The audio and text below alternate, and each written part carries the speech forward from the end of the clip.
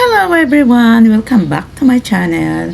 It's me again, Lency Love. Kumusta naman kayo guys? Ang topic natin for today is 3-step lang yan to success.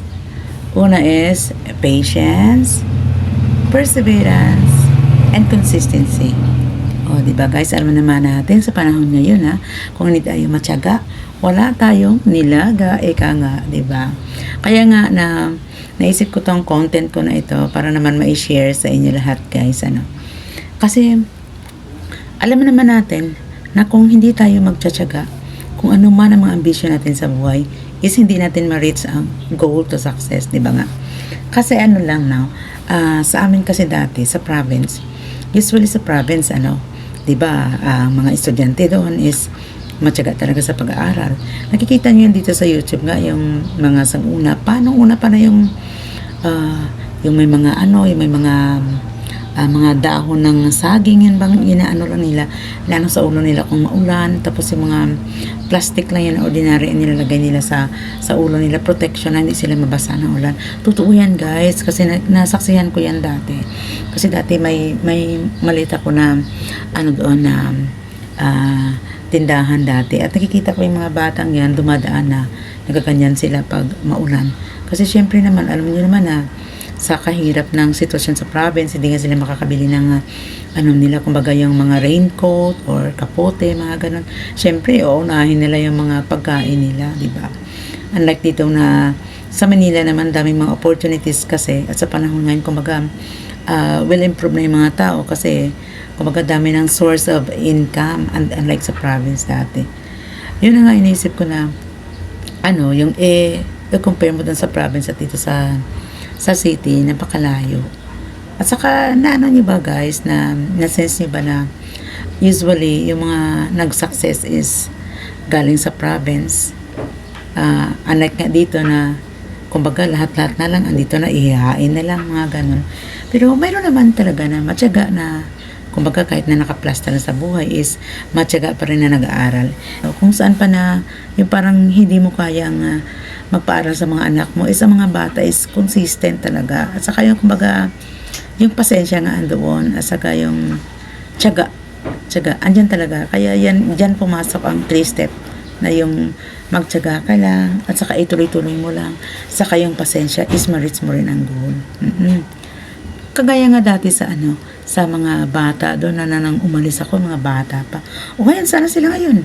Mga teacher na, abogado, mga dentist, mga ganun. O kumbaga nag-success sila, no?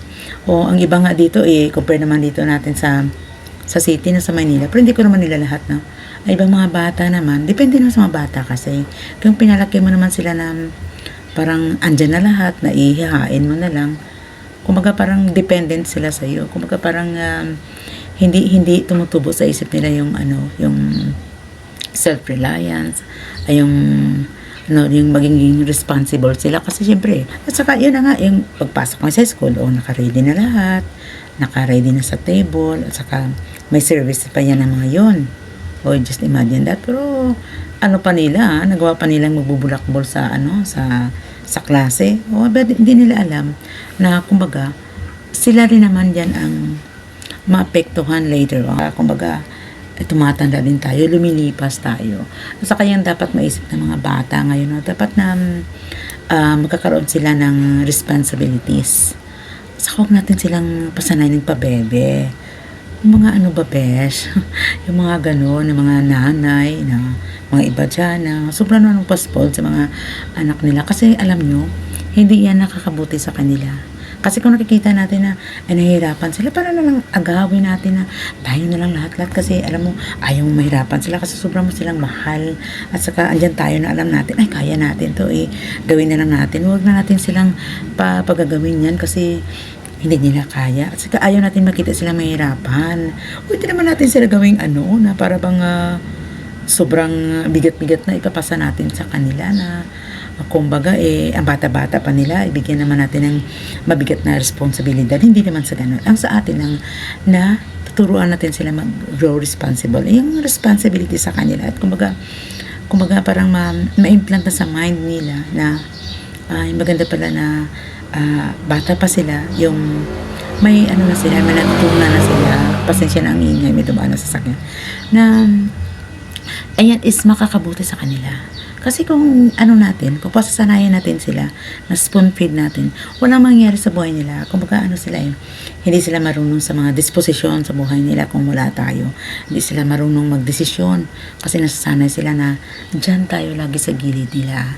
Kaya yun ang ibig sabihin na kumbaga bigyan natin sila ng responsibilities at para naman na mag-function sila, hindi na porque bata pa sila, ipabayaan na lang natin na maglaro ng maglaro. No, may time sa paglaro, may time sa study, at may time naman sa mga, kumbaga, mga gawaing bahay. Kasi simple lang yan, pero at least matutunan nila responsibilities. Ayun, tinatawag natin na self-reliance. We just imagine, parang hindi ako makapaniwala, ha. Ang doon nga sa province namin, saan sila ngayon? Saan sila? Mga, ano na, mga talaga ng mga titulada na. Alam niyo dati guys, kilala ko kasi mga yan. Dati parang hindi pa sila makakain yung 3 times a day, hindi pa nila makukomplete sa karami nila. Pero ngayon, saan na sila? Kaya nga na maganda talaga yan sa buhay natin yung pasensya talaga to reach your goal to success. Kung gusto niyo mag-success, yung 3 step na yan. Patience, consistency, at perseverance. Yan na lang sekreto sa buhay natin na mag-success tayo. At yan talagang hindi natin iwawala sa ating mindset kasi that is important to grow mature and then to make our goal success. O, diba? Yan naman ang ano natin, ang tinitingnan natin sa buhay natin na mag-success tayo lahat, tayo magdaan muna sa mga proseso. Yung mga ano na yan, sacrifices. Yan ang ano natin, stepping stone to success, di ba? To reach our goal to success. Yan talaga yan ang pinaka the best dyan. Kaya nga dapat natin sa isip yan. Huwag natin baliwalain yan. O di ba guys, di ba? Kaya yan sa sekreto ng buhay, yun lang ang dapat natin gawin. Di ba? At saka sa panahon ngayon, o di ba? Bawal naman pa ngayon pa bagal-bagal, patamad-tamad. Kasi kumbaga, isipin mo na lang, kung gusto mong kumita at gusto mo ring umasenso sa buhay, mag-efforts ka talaga, mag-spend ka ng efforts mo. Hindi tayo pa pwede hingi lang na hingi sa ating family. Kasi alam niyo guys, napapagod din yan sila. At saka yung family natin, oo, family nga natin sila. Pero hindi ko ginagaranti na hanggang kailan andyan sila sa atin. Meron naman na yun talaga na hindi pabayaan yung family. Pero napapagod din yan sila. At saka kumbaga kung palagi-lagi kang nahingi sa kanila, hindi yan sila na talagang sasandal ka lang sa kanila. Hindi yan sila na at your side lagi. Kaya kumbaga galaw-galaw din mga besh. Yun ba sinasabi nila, galaw-galaw para hindi pumanaw. At saka yun, gumalaw ka rin para hindi ka ma-stroke. Ayun na nga guys. O diba? Kaya yun nga ang ating ngayon, ang ating mga simple steps to success. Kaya yun na nga dapat good vibes tayo, mag-isip at magiging madiskarte sa buhay. At talagang mapagpasensya lang tayo. Tuloy lang, go lang, mindset lang. Go for the success. O, di ba mga besh? Kaya dapat natin yan isa-isa pati pasok sa ating isip. Hello dyan sa inyo lahat. Dapat lang tayo, positive vibes lang tayo. Para naman yung positive ang pumasok sa ating buhay everyday. Because everyday is a blessing. Alright guys. At sana naman sa mga bago lang dyan, kung bago pa lang kayo sa aking channel, please do like and subscribe. And please hit the notification bell sa ilalim para naman updated kayo sa aking next na vlog. At kung nagustuhan nyo ang aking mga tips at aking mga thoughts for the day, paki-like naman. Okay, right?